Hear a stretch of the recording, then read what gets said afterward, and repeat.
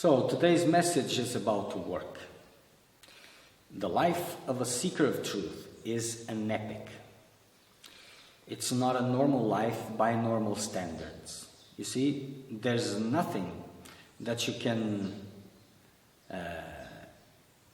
compare with other lives, because it has nothing to do. Sometimes, in certain moments, it may appear to be similar to other lives, but it isn't. So the seeker of truth, according to the guidance that he is receiving, he will go through different phases in his life, according to the needs of that moment, according to that which needs to be broken in terms of his beliefs. So external circumstances are irrelevant, are tools, you see? And the more intense the process is, the more fast this changes. So these days, you see, spiritual seekers, more or less, they are having a life which is similar to worldly people,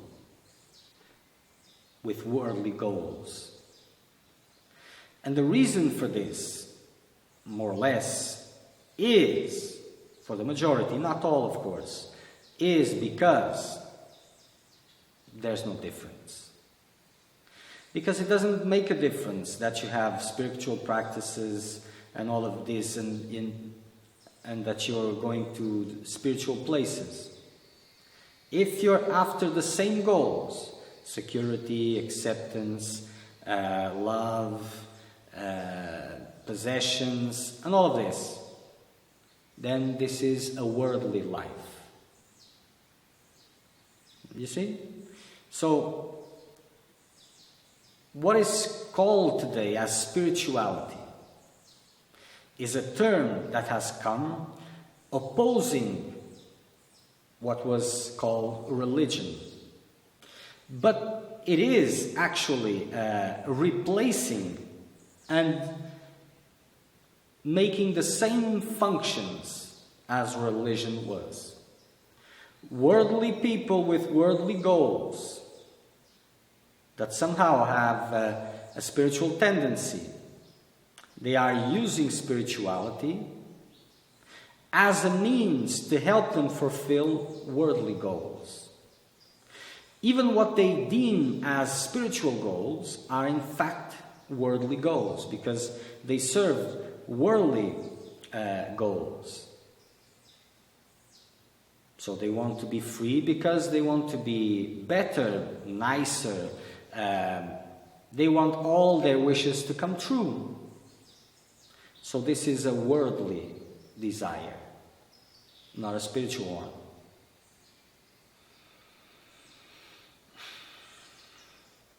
So the life of the seeker of truth has nothing to do with a normal life. If you're having a normal life by normal standards, well, something is happening there. And it doesn't matter that you're surrounded with people that give you a feedback that is correct. Because the only evaluation that can be made about the seeker's process is his own assessment. And his own assessment by the recognition of the presence or the absence of life in the spiritual process. Life, fire that is burning inside. You see? Fire that has a voice which is guiding. And the willingness to comply to this guidance. This is a living thing. It works sometimes at the mental level, but it's not just a mental process. So I'm doing the everyday life like anyone else, and sometimes at night or at weekends I go to these places and hear these lectures, or sometimes in my house, but still I'm having a normal life. If you're a seeker of truth, well, you have to do something about it. Because this normal, this is not, this is nothing. You see, what is called a normal life? It is a life where the individual is engaged in fulfilling his human needs, that which is being imposed on him after the imposition that he is an individual. So the path of the seeker of truth is to question all these impositions, to test them to see if they are true or not. In the old days, or in other cultures, for example, when the seeker of truth started his path with seriousness, then he would let go everything that he had according to the individual, that was connected to the individual. He would receive a spiritual name to assert the divine nature in him and let him go of the human personality, the human individual, and he would wander from town to town, from place to place, to break these concepts of attachments, belonging to a place, everything. But even more important than this, he would go through his fears and all of this. Yes, he would. But even more important than this was the fact that he would have the opportunity to see for himself that the hand of God is everywhere. Or the divine is everywhere. But if he's too busy taking care of what he calls his needs, how will he see the magic? There's no room for magic. He is taking care of everything, not realizing that his work, his food, everything comes through magic, through the divine intervention, divine presence. But he cannot see this because he is too focused on taking care of these things.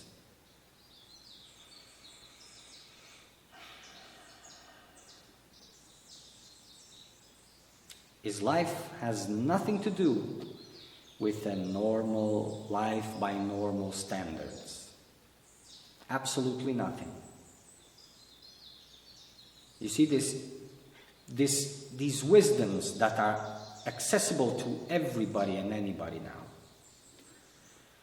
they are not something for you to pick up and twist around, give a new meaning, and use it or repeat it as a mantra.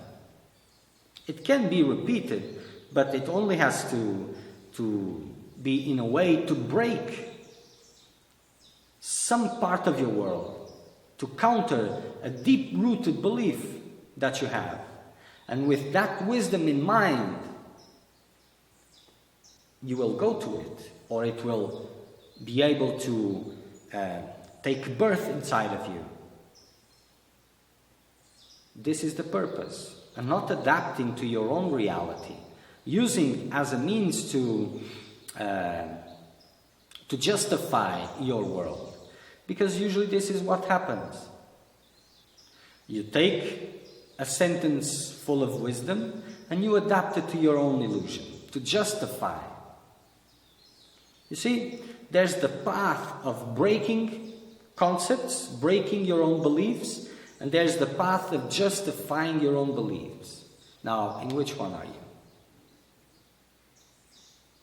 Is there a need inside to justify your beliefs, your steps, and your world? Or is there a posture of breaking all of this?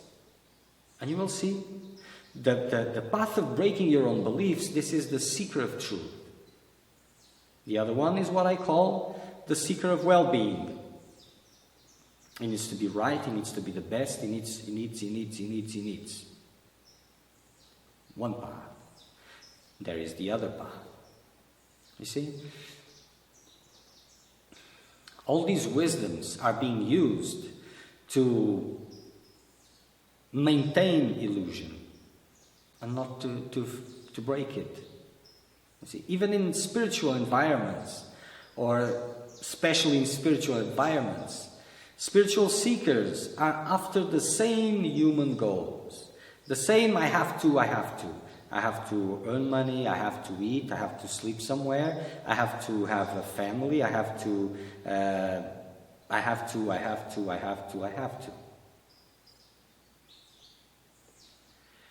So this is still a worldly life.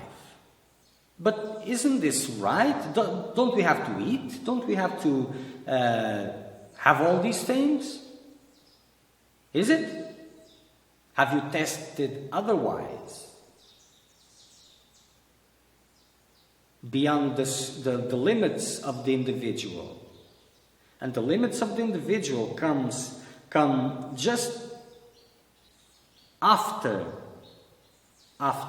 you have exerted yourself fully, and then you have surrendered to divine will. Without fully exerting yourself, there is no complete surrender. With no complete surrender, there's nothing. You see, these new visions of there's nothing to do, they are correct, but not always correct. Not yet correct. Because this is something that will come inside of you, will be born inside of you. Not something that you will adapt again to your own weaknesses. You see, in the old days, when these new understandings, these new wisdoms, not new, but when they surfaced and got available for everybody, you see. In the beginning, in these times, yogis, they were powerful. You see, they were powerful seekers, not bent by these human laws, and if bent by them, they would struggle intensely to break them. They were self-sufficient. Pain and discomfort did not disturb them much, or at all. You see, there was no dependencies, nothing, but there was the other side. Because there's always the other side. And the other side was arrogance and the idea that I can do anything with my power, with my strength, with my mind. And this was the blockage. So for them, in this moment, and this idea of there's nothing to be done was like, this is crazy. How can this be? So for them, collectively, this was more important. These days, you see, seekers are very weak. They are completely dependent of surroundings, susceptible to discomforts, to pain. They cannot take much. They are very sensitive. Anything makes them tremble. So there's no capacity to work, or very little. Only if there is a big reward in the end. This is greed. So this is not really work, it's greed. So for them, nothing to be done now fits like a glove. But has nothing. It doesn't matter if you're in a position where, yes or no, I'm doing a good job, now I'm progressing and all of this. Or in a position, oh no, I've been doing everything wrong and this is not. This doesn't matter. It matters is what you do now and onwards. So all these words that I'm giving you is about now and onwards, not about looking back. Looking back may help to see where I'm staying. But the idea is moving on. Now, onwards. You see? Without work, nothing happens. for the majority of you, because there's a point where this is not true. But surely at that point, guidance is there and is directing you, and is directing you somewhere which is difficult for you, not easy. Because believe me, when this time comes, it will not be easy to just let go. But surely your worldly activities, your worldly investments have disappeared long ago. Not as nothing to be done, spiritually speaking, but as in my human undertakings, there's a lot to be done. But I'm not doing anything. Things are happening by their own. So my body seems to work, seems to be engaged in all of this, but I'm not doing anything. Worldly speaking, into worldly investments. Into spiritual investments, I'm not doing anything. My body doesn't seem to be doing anything. And trust me, you're doing nothing.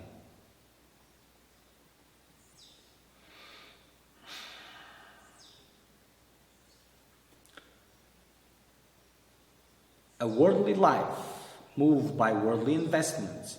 And these investments you can check easily. What disturbs your mind? Is that you're not going to be able to free yourself?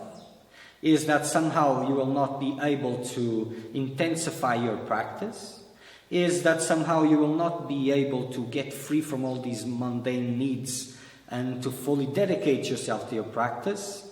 Is that your meditation didn't go very well? Or is it the bills you have to pay, the food for tomorrow, the maintenance of your place, the relationship, or the family that you want to build? Where do your worries lie? Where are your worries? What takes your peace in the strongest way? What time do you have dedicated to the spiritual practice, to your spiritual quest, and to the rest? Does this exist still? This is very clear. And only you, not anyone else, only you can judge this. And the biggest judgment is not, the more accurate, is not in what you're doing or not doing or even these things. Is your process alive? Is there fire burning inside? Is there guidance in the process? If there isn't, then there's a lot of it that you need to do, that you need to let go, that you need to intensify. It means if there is no fire in there burning, no guidance, it means it's time to really work. And just by seeing this, it is great, because if you didn't saw it, you can change it.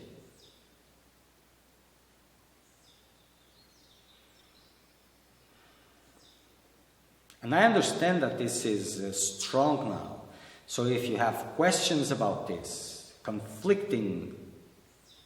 with things conflicting, because at the level of the mind, all these things get into conflict. So if you're feeling this conflict, and you're not in a position of justifying your own reality, but to question your reality, it means, if you're sincere, then send your questions and question what is being said and what you're upholding, and then see for yourself.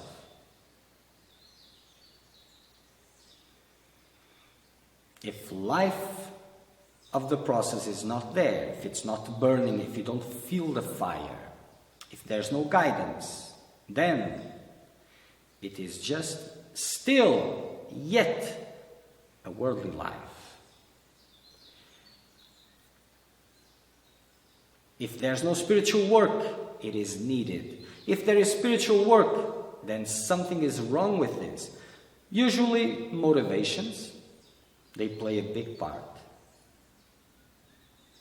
Then it's just details. In motivations you will see a lot of worldly motivations.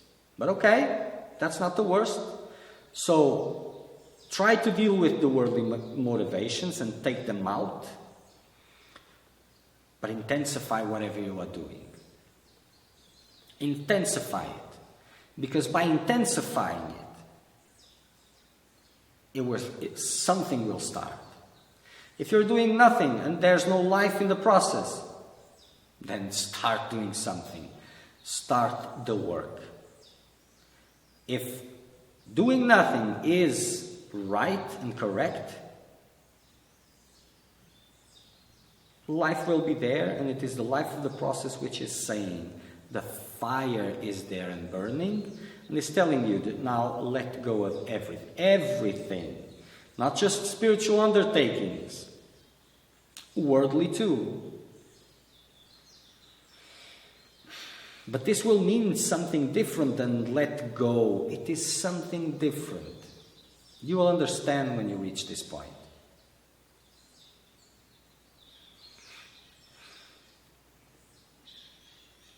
If you're in the position where you find these words disturbing because you still want to have family and possessions and all of this, and you are looking for truth, but you're not in such a hurry and all of this, well, these words are not for you.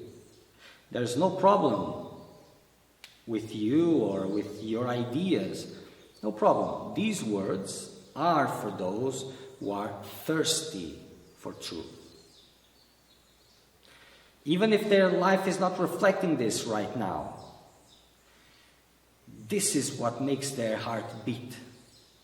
You see, spiritual life is a big struggle between forces of nature, what is called worldly desires, you see, and the spiritual path, the spiritual quest. It is a struggle. And it's not for everybody. It's for those who want, firstly, and for those who dare. But before, the daring part is for those who are sincere. If it's just a part of their life, well, so this is nothing yet. If it is the central part of their life, then yes. These words are for you. Because, like I have explained in other videos, we are going through a moment in time where human values are changing for more spiritual ones. So, seekers of well-being that are changing their values, the values of their lives, for more spiritual values, and seekers of truth, they are coming together, finding themselves in the same places with the same philosophies available. But they are different and they have different needs.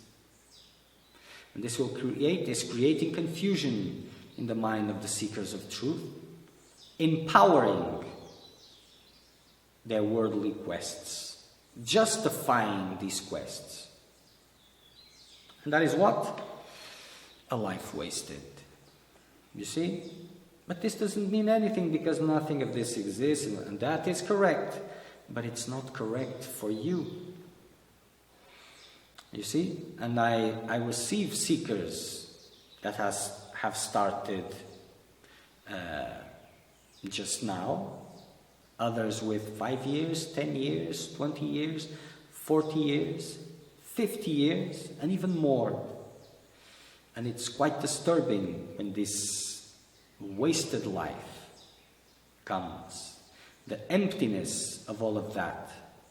Because the mind is very good at justifying things. And it wants to be right.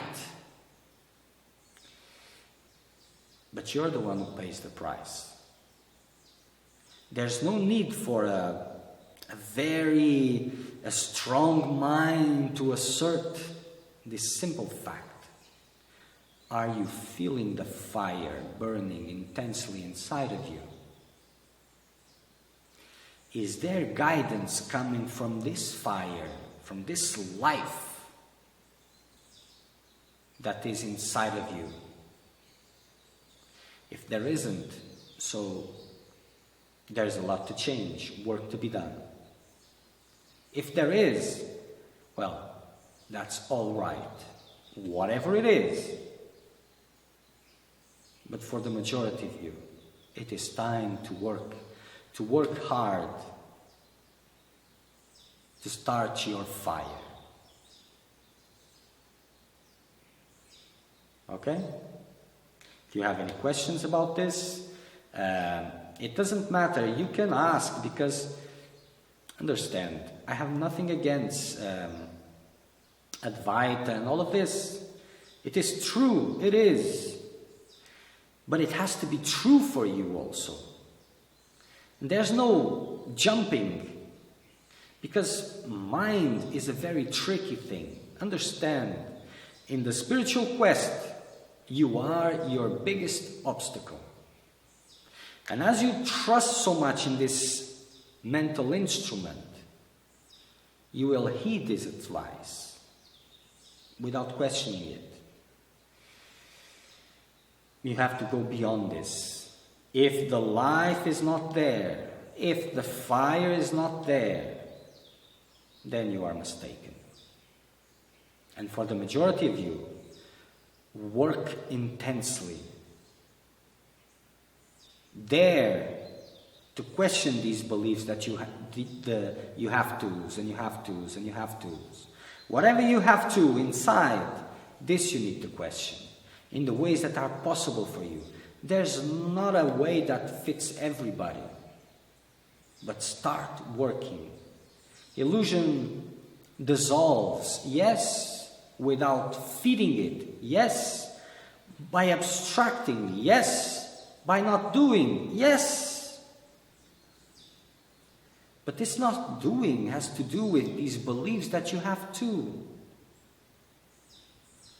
And the more and the stronger beliefs that you have to is you have to earn money, be secure, have a family, be accepted, be loved, be nice. All of these, they are immensely stronger than did you have to meditate because or else you will not get freedom, or you have to do this practice or that. This is very small compared to these ones. And these ones, they are the basis of your illusion, not the others. You see, you're focusing on spiritual practices and putting the rest to the side. The rest is more important because the rest is the basis for that individual. This is what needs to be broken. Okay.